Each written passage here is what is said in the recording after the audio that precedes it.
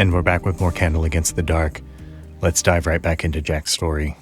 Yes, absolutely. Before we took the break, Jack came home to discover that the thing he'd been trying to prevent Priscilla from getting a hold of a Maynard node, had failed. She was sitting in front of one, was entranced into it, and there was the packaging for the Maynard node with a note indicating that Gar had bought it. And of course, this lit a fire within him, a conflagration. So it set him on a path. And so let's see how far that fuel takes him.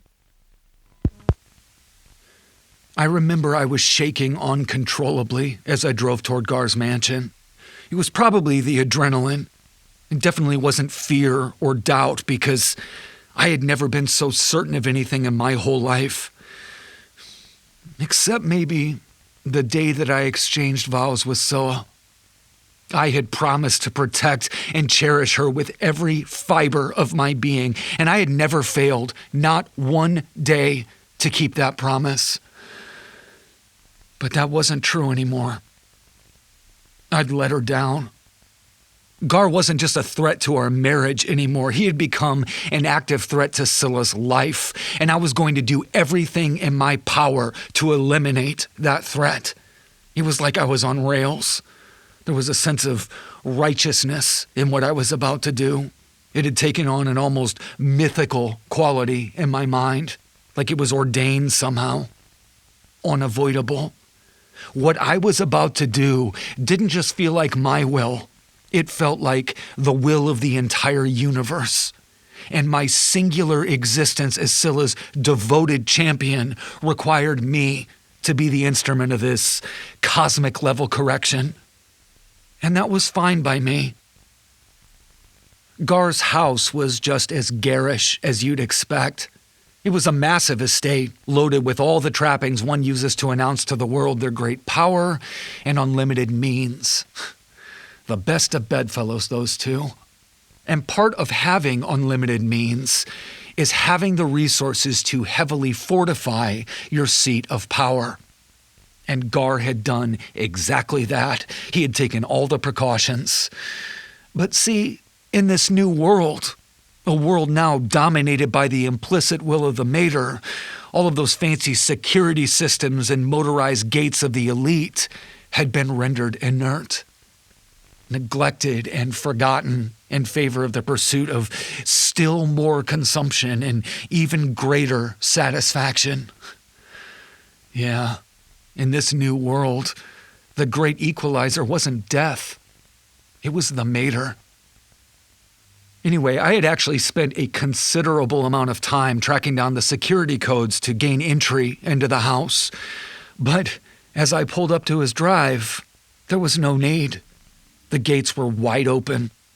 Whenever I'd imagined this mission in my head, I'd always anticipated the scaling of a wall or some other covert means of approach to avoid detection, but the reality was far more simple.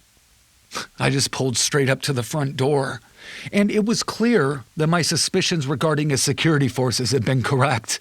I stepped out of my Automo, gun clearly visible in my hand, and the only eyes there to greet me were those of his stupid fucking gargoyles. Fish heads, of course. Garfish with their jaws agape. So obviously the likeness had also occurred to him, and he just leaned into it, hiding in plain sight, as psychopaths always do. But I had seen him now. The massive front door was also ajar, and for the first time, someone was moving through Gar's world with the same impunity he had so gleefully enjoyed as he devoured my wife, and with her, our happiness. And his world, as it had now become, smelled like shit, both literally and figuratively like shit. Obviously, the house staff had gone the same way as security, and the power was out and the smell of rotten food was everywhere. But it wasn't just coming from the refrigerator. Strewn all over the house, there were these abandoned containers of half-eaten takeout that had turned various shades of green and brown and blue, most of it hairy at this point. But that didn't account for the overpowering fecal smell. I wouldn't discover the source of that until later. Anyway, as I wandered through the place, I was struck by how neatly the house reflected the needless bloat of its owner. Rooms upon rooms that had clearly never been used, except as depositories for stacks of unopened boxes full of who knows what. Impulsive purchases forgotten the second they'd been ordered, I'm sure. Then I climbed his ridiculous marble staircase and followed the main corridor to its end. And that is where I discovered Gar's lair. The bedroom where I could reasonably assume he struck blow after blow against the sanctity of my marriage. The room was a mess. There were these piles of cash strewn everywhere, little altars to greed and carelessness.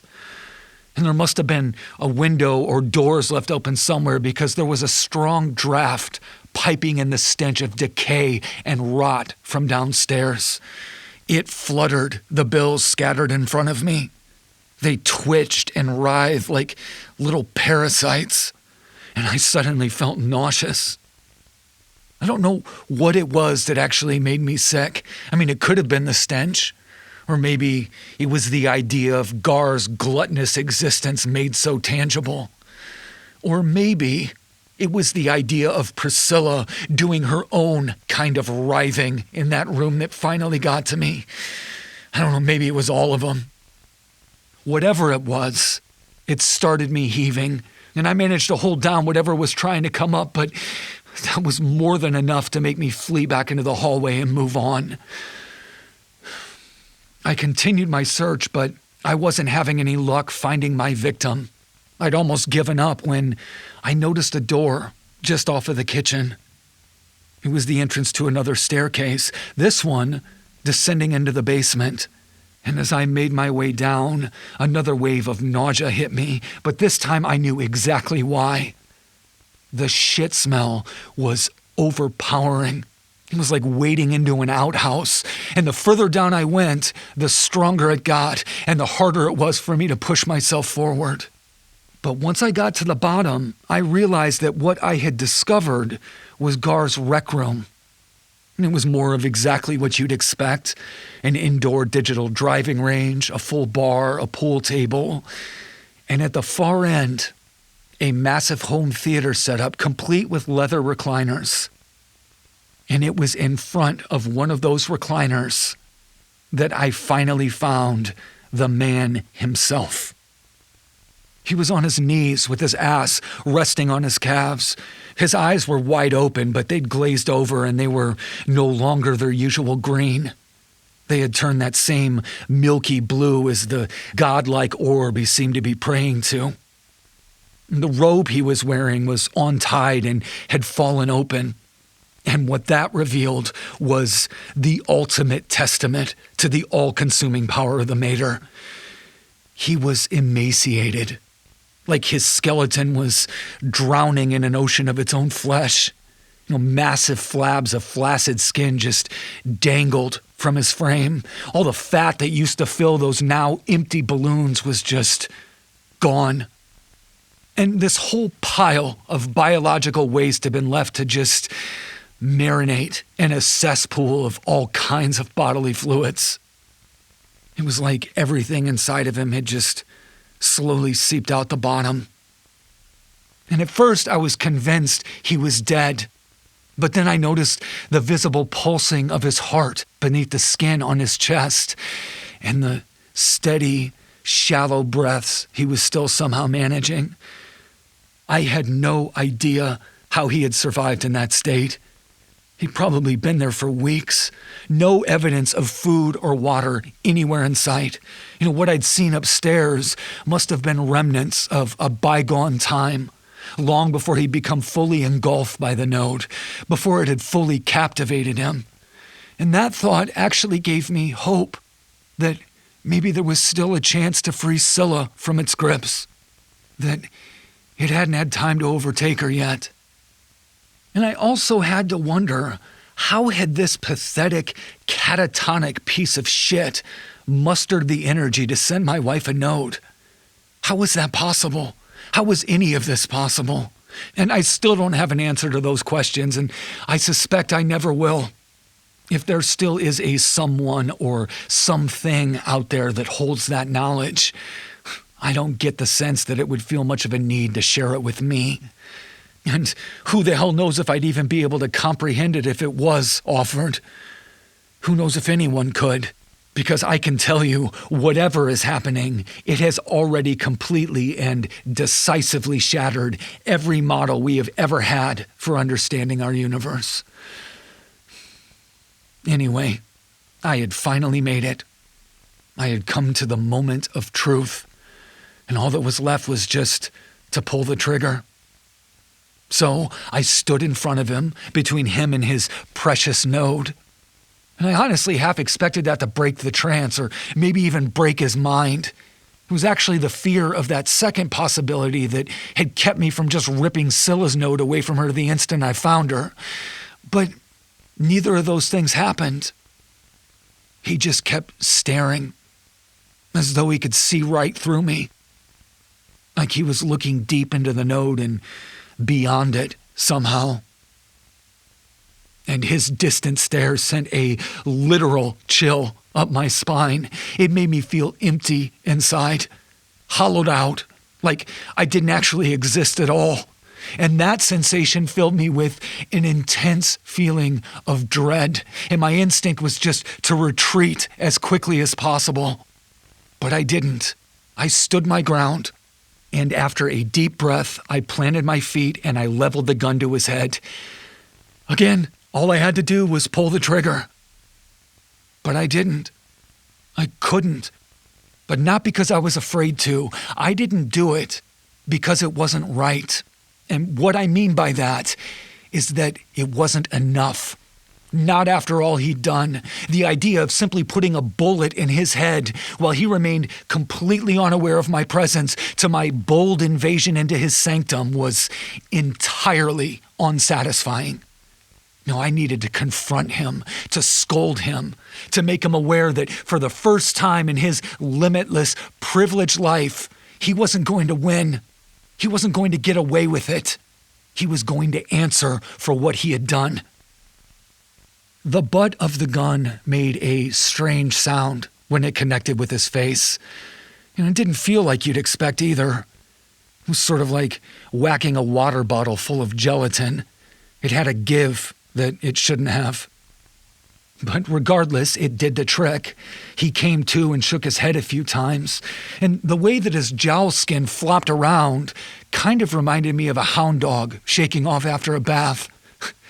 It's really weird, the banal places your mind goes, even as you're preparing to do something absolutely life-changing. Or life-ending, in this case. Although maybe it was fitting. I mean, I was, after all, going to put this man down like he was a sick animal, which he most certainly was. I stood there with the gun in his face, but he just kind of looked at me blankly, like he didn't quite register what was happening. And I didn't say anything at first. I just stood there, absorbing the moment.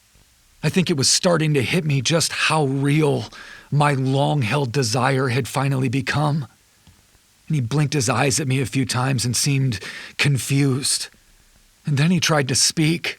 It was hoarse and rough at first, and it took him a few tries, but he finally managed a question. He asked if I was there to give him his massage, as though I was just another one of his servants, there to do his bidding. And I didn't quite know how to respond, so I put it plainly. I told him I was there to kill him. And his response was just as matter-of-fact as mine. He just said, "Oh." That was it. Just, "Oh." You know, like I'd told him that a meeting had just been canceled or it had started to rain. There wasn't any sense of fear or anger or regret. There was just, "Oh." And his lack of reaction, his lack of recognition really pissed me off. I launched into a diatribe, recounting his many crimes against the world and the transgressions with my wife that had brought me to his basement to put an end to him. And by the time I was done, I was all froth and breathlessness. But Gar, he was still just blank. And in that moment, I realized that he had absolutely no idea what I was talking about. Not that he was denying it. He wasn't in denial. What I mean is that he literally couldn't recall having fucked my wife. This was a frustrating development. See, the thing about holding someone accountable for their actions is that for it to be meaningful, you really need that person to understand their actions. Otherwise, it's like punishing a baby for soiling a diaper, which, I guess given the state of him, that was a pretty apt metaphor. No, you know what? In fact, that was an apt metaphor despite his current state, because he'd always been, at the core, a semi-lucid, hedonistic, undeveloped child. It's just that now he'd completely reverted, doomed to helplessly exist atop piles of his own disgusting filth. Yeah, what Gar had become was truly pathetic. And to me, there was a kind of poetry in that. It seemed fitting, divine even, for him to waste away, literally bled dry by the power of his own glut. I mean, it was the stuff of shepherdess psalters. And I decided in that moment that to kill him would be an act of dignity and mercy he didn't deserve. It's funny that after all my planning, after all my worry, after all of my rage and indignation, I was content to simply leave him to his own demise. I mean, I knew he wasn't long for this world anyway, that he'd quietly and unceremoniously expire. And once he had, that the rot and decay that had already begun in earnest would continue to take its natural course. And as it did, the outside of Gar Abydos would finally resemble the inside of the man in ways it only seemed to before. Because it wasn't his gluttony or his selfishness that truly defined him. It was what was beneath all of that, the thing that drove those traits, that really made him who he was. A man fashioned from pestilence and rot and bile. And this all flashed through my mind in a few seconds, and as it did, I just stood there looking at him. And he just knelt there, blankly staring back at me. And once I'd made that decision, there was nothing to do but just leave. But it felt appropriate, necessary, really, to say something to close out the occasion. And when I opened my mouth, what came out was so simple but felt so loaded with all of my passion and hate for him. I just said, "Goodbye, Gar." And as I turned to leave, he uttered his response, a pleasantry delivered with all the grace and believability of an automaton. He just said, "Thanks for stopping by." I audibly huffed at the ridiculousness of it because the tone did not match the moment, not even a little. And it got even more ridiculous when he added, "I really should be getting back to it." As though this were any other typical day, as though I was any other person who had temporarily drifted into his proximity and taken him away from more pressing concerns. He really had become just a machine running some socially acceptable script. Always had been, I guess. A weapon of mass destruction masquerading as a human being. I'd had enough. I meant to go, but that statement that I really should be getting back to it, that triggered a question that I had been wrestling with since this all started. What exactly is it that everyone sees in these things? What is so irresistible? And that question seemed to really land because I could see a change in him. It was like he was suddenly fully aware of my presence, like he'd snapped back to reality just long enough to answer me. And he summed it up in a single word: possibility. I wasn't remotely satisfied. I just stood there looking at him with what I'm sure was the same blank expression he'd been offering me for most of the exchange. But then his eyes narrowed, his mouth curled into a fucking smirk, and he finished his thought. Like when I saw your wife's ass for the first time. He said it so matter-of-factly that I wasn't even sure I'd heard him right. But some part of me must have heard him because my ears were ringing and my hand was numb. I lowered my arm the second I realized it was pointed out in front of me. And that's when I remembered there was a gun at the other end of it. There was smoke hanging in the air, and Gar was lying on his back, motionless.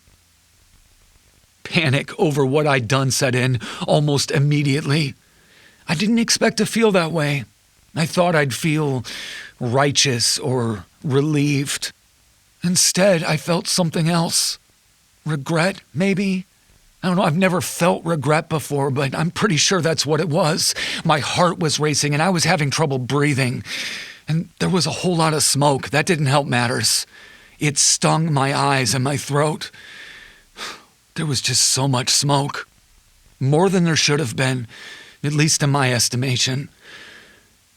And when I stepped toward him, I suddenly had this vague, irrational wave of hope surge through me. Maybe I'd only grazed him. Maybe I'd missed him entirely. Maybe he was just playing dead, hoping I'd leave. But that hope evaporated the second I came around the other side of him and saw his right eye. Or, I guess I should say, the smoking hole where his right eye used to be. He must have turned his head away from the node right as I pulled the trigger. Otherwise, I probably would have hit him in the side of the head. But instead, what I had managed was a direct shot right through his eye socket. And the flesh inside of it was glowing like a piece of burning paper, smoldering. And that is when the amount of smoke finally made sense to me. But it was really shocking. No one had ever told me, no teleprogram or flicker show had ever suggested that a point-blank gunshot could actually light a victim on fire. I mean, it makes perfect sense in hindsight.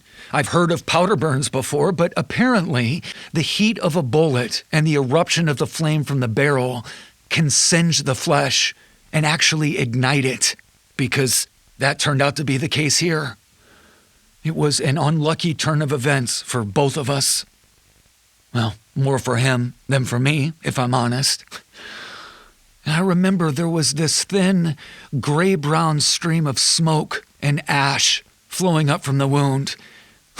And in what seemed like an overly vindictive flourish of circumstance, his left eye actually moved to follow the path of the smoke as it rose. This stream of his own vaporized eye. And I'm sure it was just an involuntary dying brain twitch, but still, it was likely the last thing he saw before the life fully drained from him. And it was clear that it had. I watched as the blood pooled behind his head. Too much blood. And it was mixed with bits of brain matter and skull fragments. The color of the brain tissue seemed off. You know, not that I have a lot of experience with stuff like that, but it wasn't right. It made me wonder just how unnatural whatever sustenance the mater had been providing him was. And I don't know why I thought that. I mean, everything leading up to that point had already pretty sufficiently broadcast that fact. But that was the thought at the time. And as I stood there and that little fire in his head finally burned itself out, I was struck by a distinct sensation that his left eye, having lost all focus of life, was now dilated and staring directly at me. And I do mean at me this time, not through me like before. It was like it had locked on to the glaring shame I was desperately trying to hide from myself. And I felt hollow all over again, terrified. And this time, I did run. I ran from the basement and up the stairs as quickly as my jelly-filled legs would allow me. And I threw up the second I hit relatively fresh air. But I kept moving, even as I spewed vomit everywhere and stumbled out into the garage. I was frantic, holding on to whatever I could to keep myself upright, and I smacked the opener button and spilled out into the driveway. And that is where I landed as everything went black. I think that's enough for now.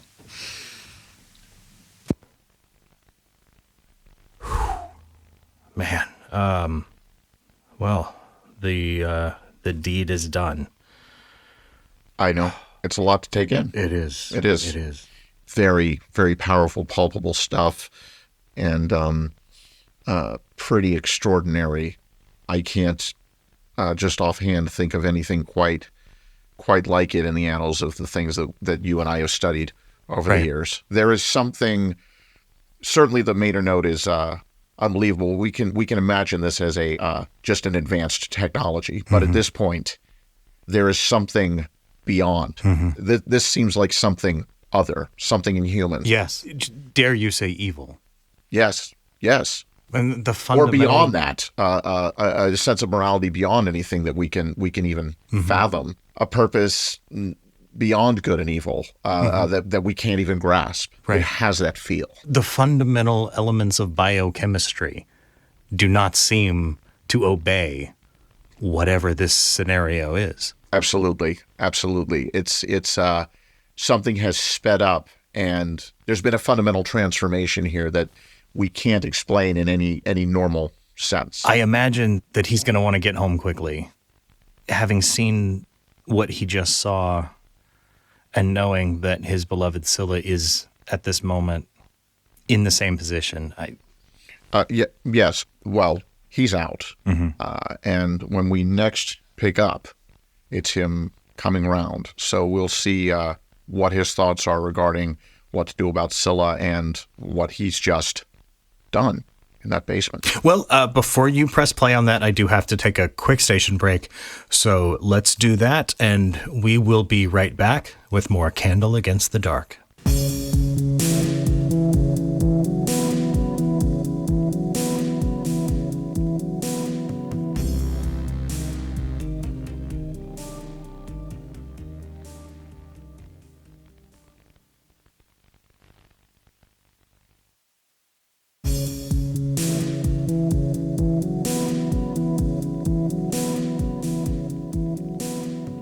Welcome back to Candle Against the Dark.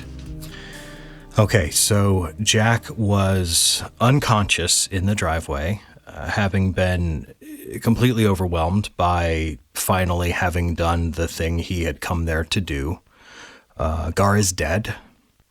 And as I said before the break, I suspect Jack is going to want to get home to Scylla as quickly as possible. Oh, well, certainly. I don't think it's any surprise that that's foremost in Jack's mind. But when he actually does wake up, there's a certain concern that occurs to him, and it makes him linger a bit. And, well, we'll let Jack tell us about that now. All right, let's hear it. I don't know how long I was unconscious in that driveway, but when I finally came to, I had lost all sense of what I'd just done. It was like it had never happened. It was like none of the horrible things I'd been living through had happened. I didn't even know where I was. I guess my brain just needed a second to come back online, like there'd been a total system reboot. I realized pretty quickly, though, that I was lying on cold concrete, staring up at a full moon, not in my bed, and not next to my wife. And just the sight of the moon, that perfectly round, glowing ball hovering over me, immediately triggered a flood of recognition. The memories of everything started flowing back into my brain in all of their excruciating detail. And with that, I was keenly aware again of that other little moon, still glowing in the darkness of Gar's basement and in front of my wife at home. And I want to be clear, I don't mean that another of the same kind of thing was in my house. I mean, it was literally the same thing, because that's how I understand it now, with hindsight and reflection. Those two nodes, and all others for that matter, were all parts of the same whole, like the cells of a larger body. And that larger body was the mater. I hadn't quite figured that out yet, but I probably should have. I mean, it's right there in the name, mater node. But I really hadn't had time to reflect on the semantics of it all. And it wasn't really important to me in that moment anyway. What mattered to me then, and what I clearly understood, was the very obvious fact that the longer I laid there, the more time Scylla's node had with her, and the more empty she was becoming. And that actually filled me with a renewed sense of urgency, but my body wasn't cooperating. I pushed myself up to a sitting position and was trying to catch my breath, but every inhale felt shallow and completely unhelpful. My vision was all fuzzy around the edges. And as I sat there, gasping for air, I found myself peering helplessly into the darkness of that open garage door. And as if I wasn't already panicked enough, I suddenly caught sight of two more glowing orbs hovering inside. I immediately took them for notes, and in that instant, and ever since, I have had the distinct impression that they were essentially eyes. Eyes that were watching me. Eyes of a mind all around me, but somehow forever beyond my reach. But they weren't notes, and they weren't eyes. They were just the headlamps of one of Gar's many automos reflecting in the moonlight.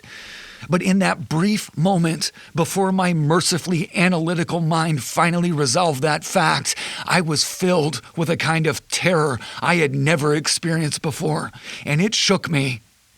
And like I said, that impression, that sense of being watched, hasn't left me since. It's like it burned itself into my soul somehow. And it's only grown in intensity as things have continued to unfold. A feeling that the mater, whatever it is, doesn't need literal eyes to see every move I make. And I know that sounds insane. It's an idea completely unsupported by observable fact, but every fiber of me feels the truth of it now. In exactly the same way I knew Scylla was my life's purpose the moment I met her. But that purpose has withered now. It died with her. And this is what has come to replace it. What I mean is that I understand now that there is an intelligence at the root of the mater node's seductive power. And I don't just mean in its engineering. I mean in its very essence. It has actively singled me out. My life has been co-opted. My purpose has been reimagined for its own dark aims, whatever those are. I know now that what I've witnessed, what happened to me, to Scylla, wasn't just chance. It wasn't circumstance. We were chosen, for reasons I don't understand, to play a part in all of this. And I guess in accepting that, the great skeptic Jack Courier has finally become something of a man of faith. Not in a beautiful, loving God like the shepherdess or Razulis believe governs our lives, but in something else. Something with far more awful and malignant aims, at least from any human perspective. I mean, who really knows how this intelligence feels about what it's doing to our world? Who knows if it feels anything at all? But if it does, those feelings certainly don't seem to include any concern for us. Not for me, not for Scylla, and certainly not for humanity at large. Okay, so Jack is philosophizing here a bit. Again, he talks about the feeling that the nodes are eyes and that there's an intelligence behind it. Mm-hmm. Then he mentions the shepherdess again, and he mentions the Razulists. Mm-hmm. Now, of course, we didn't have transcripts to these tapes and could only hear what he said, but somebody on the team mentioned that Rasul in Arabic, I guess, means prophet. And so the assumption, the working assumption, was that the Rasulists might represent Islam. Okay. So we have Christianity, Islam, and in that sense, these two belief systems exist in our world, and they also exist in this world. And that raises two possibilities: that if these beliefs are popping up, that there may be a unifying truth behind them, which has been many of your more ecumenical religions, your syncretizing religions have this idea. But there's also another possibility that, and this goes back to, I had mentioned Rajat Bardwell, Right. and his idea was that different universes were essentially reconfigurations of the same things. So basically, if you were to take every possible combination of the elements of any given universe and just run it through a different pattern, and so essentially everything is chaotic, and what we think of as order is just a particular configuration of the same elements. So in some universes, you get these things; they're almost like building blocks just thrown together, and this was met with a lot of pushback from much of the scientific community. Mathematicians wanted to see, of course, some proof. And the thing is Bardwell was doing some very interesting things with the math. He published a few papers that showed that you could sort of build mathematical systems like this, and he was working very heavily on trying to figure out a very specific system before, of course, he committed suicide. And of course, the sort of conspiratorial idea is that the research that he was doing drove him mad, and then others say, well, he didn't actually commit suicide. All the normal things. But given what's going on with Jack and the way that you have these connections, but then thinking that there is this intelligence behind this that is either part and parcel of the universe or is bleeding into it, much as if the body indeed that we found was Jack, his universe bled into ours. Right. It makes you wonder if these things are simply, the universes are built from the same building blocks, but what's behind them is something a bit darker, a bit more, if not chaotic, more indecipherable to our limited human minds and experience. Sort of the threads behind the tapestry. Yes. You can't guess what it looks like. No. On the backside. You just see the picture, and it seems orderly, but behind there's a tangled mass of threads that could fray at any time. Right. And Jack is wrestling with these kind of questions, I believe, as are we, in the wake of what we found and what we're hearing. I also want to just jump in real quick. It strikes me the comments he's making about it, which began with noting Gar's eyes, and then after the shooting, the clarity, the sort of the focus of the dead eye looking at him. Yes. And then of course chilling. Yes, imagery. very much so. It reminds one of the works of Poe and Keystone. These eyes becoming such heavy themes in some of that work. Yes, the Poe story. The Telltale Heart. Telltale Heart. Yes, and Keystone's The Witness. Yes. You're right. Yes, he used the same. Well, he was a major fan of Poe. So again, taking these elements, these disparate elements, and scrambling them, reimagining them, sort of a little microcosm of what we've got going on here. And I don't want to get too in the weeds on this. I just sure. I found that very interesting. Indeed. Okay, well, let's move on, shall we? And let's see where Jack takes us next. But as I sat in that driveway, I hadn't learned, much less accepted any of that new truth yet.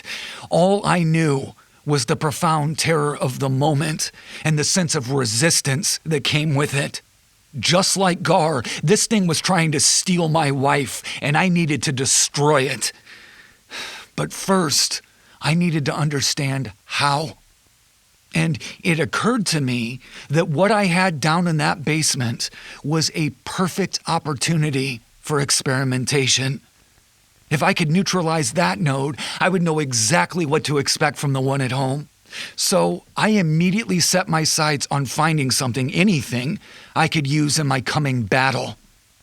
I was groping around in the dark like an idiot, but as my eyes adjusted, I happened to catch sight of the perfect implement, a sledgehammer, heavy and made for destruction. And it had a long handle that would allow me to keep a safe distance from my enemy. So, armed with that, I descended back into the basement. Not much had changed since I was last there. Gar was still right where I'd left him. And so was the hole in his head. And the sight of that reality meant that the nausea had reclaimed its spot in the pit of my stomach, too. Everything in its right place, as my mother was so fond of saying. Anyway, I had come back to exactly where I'd left off, and it was no less horrific than it was before. So I was more than happy to turn my attention away from the carnage of my misdeed and focus on the task at hand. So I stepped into the glare of the node, and I tightened my grip around the handle of that hammer. I felt a little like someone stepping up to one of those strongman carnival games. You know, the one with the giant mallet and the bell at the top of a pole. Again, it's strange, the banal associations your brain makes, even in the midst of extraordinary circumstances. But as it turns out, it wasn't an altogether inaccurate comparison, because when the head of that sledgehammer connected with the node, it produced a loud, ethereal sound. And there was a kind of ringing to it, but it was mixed with something else, something more animalistic, almost a howl, like something in pain. And it was deep. I could feel its low frequency vibrating in my chest. But as loud and present as it was, it also seemed distant somehow, like it wasn't really coming from the node itself. You know, just like the otherworldly hum I'd heard it make at the Allmart when I first encountered it, this noise seemed to be coming from somewhere beyond the node, somewhere outside the confines of the basement and from every direction at once, like it was coming from behind the air somehow. Yeah, I've been struggling to describe it from the beginning, but yeah, that's the closest I've come. It was coming from behind the air, which still makes no sense. Anyway, the second strike produced an entirely different but no less unnerving sound.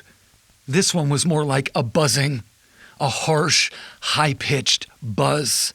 And it was physically painful, not just to my ears either. It actually made my brain hurt, like the worst headache I had ever had. And my eyes snapped closed in a wince. And this all might have been enough to send me running again if it weren't for the fact that when I finally did open my eyes, I saw that I had actually cracked the surface. There was this fissure in the brightness of the node's glow. It was as black as any black I had ever seen. And the glow was flickering, failing. I was definitely hurting it, and I wanted to hurt it some more. I pushed through the pain rising in my head, and I put everything I had into that third swing. And that one did the trick. I don't know what I expected exactly. An explosion? More smoke, maybe, or at least some kind of brilliant flash as whatever energy was inside of it was snuffed out. But what I got instead was the light going out with all the ease of a telly being switched off.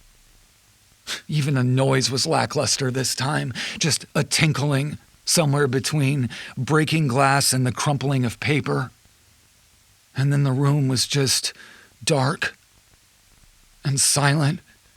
Impossibly silent, like I'd suddenly been dropped into the middle of outer space. And in that weird quiet, I was suddenly overcome with a profound sense of peace, this sense of rightness.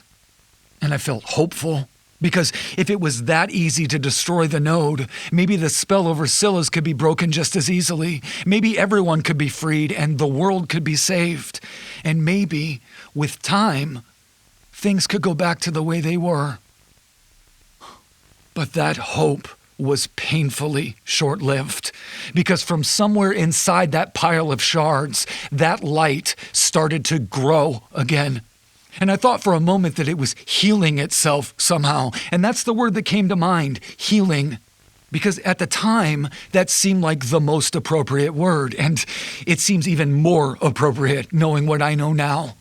But regardless, it turns out that isn't what was happening at all. The remains of the node were exactly that, remains. They were jet black, and whatever life they had in them was definitely gone. This was something else. Whatever was producing this light was coming from somewhere beneath the pile, probably from the same undefinable place as the node's death rattles had come from. And the strangeness of it all made me step in for a closer look. But I really wish I hadn't. The black shards slowly began to slide apart and give way to the source of that light. It was dozens of little spider things, little glowing spider-looking creatures. That's the best way I can describe them. They were all a bit different from each other. Some had 8 legs like you'd expect from a spider, but some had fewer, and others had many, many more. And as each emerged from beneath that broken node, their brightness increased exponentially, all of them glowing with that same terrible light of the mater from which they'd hatched, but far stronger than it had ever been. And they just kept coming, spreading outward in every direction as fast as their little legs would carry them. And I stumbled backward and immediately caught my heel on Gar's corpse, and that put me on the floor, where I landed partially on him and partially in his waist. I shot back to my feet as fast as possible, but it was already too late. There was no escaping this onslaught. They were moving too fast. All I could do was brace myself for what was coming next. I just watched helplessly as they scuttled toward me. But for them, I was apparently just an obstacle to bypass. They didn't seem interested in me at all. My feet were like little deltas that temporarily split their flow before they reconverged behind me. But I had maybe a second of relief before I realized that I was now surrounded. And I started to wonder how many of these things were going to pour out. I worried that they'd just keep coming, filling the room, maybe filling the whole world for all I knew. And my heart sank because that's when I knew I hadn't vanquished anything. I hadn't freed the world of this node's power. I'd done the opposite. I had freed whatever these terrible things were from the confines of the node, all with a few hasty swings of a sledgehammer, and I cursed myself for my carelessness. But then, the source just suddenly stopped producing more. I don't know why.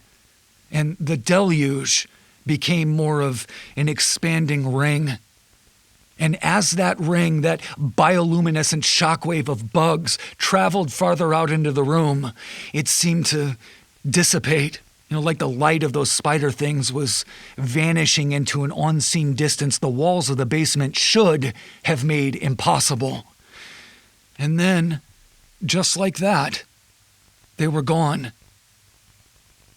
I exhaled the breath I didn't even realize I'd been holding, and I regretted it instantly because my next inhale was through my nose, and the fact that I was now covered in Gar's juices meant that the smell hit me even harder this time. I doubled over and immediately had to bury my face in the crook of my arm to keep from retching, and for a minute, I just stayed there. I was desperately trying to reassure myself with the idea that at least the immediate threat seemed to have passed. But I was wrong. Because when I finally raised my head, my eyes immediately caught sight of Gar's corpse again. And something was different now. His head was backlit. All I could see was the silhouette of the back of his head and a milky blue halo surrounding it. Something had lingered.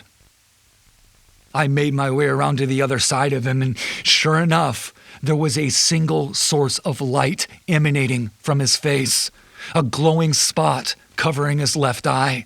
At first, I thought one of those spider things had just crawled up there, and while I really didn't want to see what it was doing with his eye, I thought that maybe this would be my last chance to really observe one of these things, because I still thought I might be able to learn something useful from it, that maybe I could make some sense out of what was happening. I would give anything to be that blissfully ignorant again, because when I leaned in for a closer look, I realized there wasn't any spider thing anywhere. That glow was coming from the eye itself, and it was moving again, vibrating, twitching erratically. It may as well have been a mater node in miniature buried in his eye socket, and it was getting brighter. It got so bright I could actually see the veins in his eyelids. Dark red webbing against pink, like when you cover an e-torch with your hand. But there was something else I could see through those lids too. Something more substantial and less translucent. 8 thin little somethings. 4 behind the upper lid and 4 behind the lower. And they were moving in unison. I watched the skin around his eye bulge like it was pulsating, and then, with a final thrust, the eye finally broke free from its container with a disgusting, sticky-sounding pop.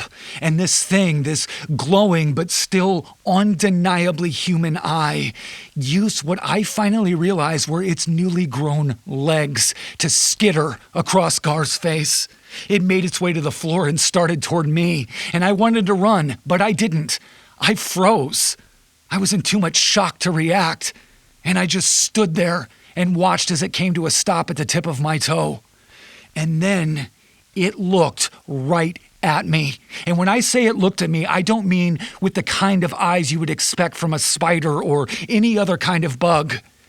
It looked at me with the eye that made up its body. Gar's eye, or what had become of it anyway. Reflex must have finally kicked in because without even thinking, I crushed it with my foot. And that triggered something else. As my foot came down, Gar's corpse jerked like it felt the pain of that eye being crushed. And then the boiling started. Well, it wasn't exactly boiling. It was more like hundreds of little turbulent distensions. The loose skin on Gar's face looked like it was, again, it looked like it was bubbling or simmering. I can't really find a better way to describe it. The fact is, there just isn't a good word to describe what I saw because it isn't something that happens. But nonetheless, there it was, happening right in front of me. And it intensified quickly. Whatever was pushing from beneath, whatever was trying to emerge from that cocoon of flesh was clearly getting more and more aggressive. And that's when the skin started to tear. And from those gaps, more of that light was piercing through, little shafts of shimmering light. And that was enough to break the spell of terrified fascination I had been in. And I ran. I ran because I didn't want to see what was coming next. But I found out soon enough that no amount of running was going to protect me from what was coming next. Nothing would.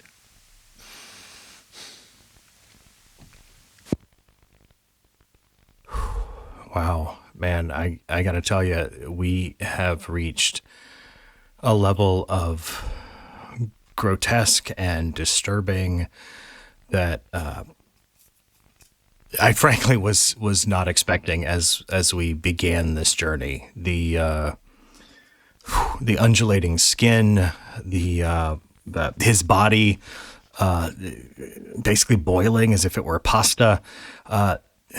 This is incredibly disturbing.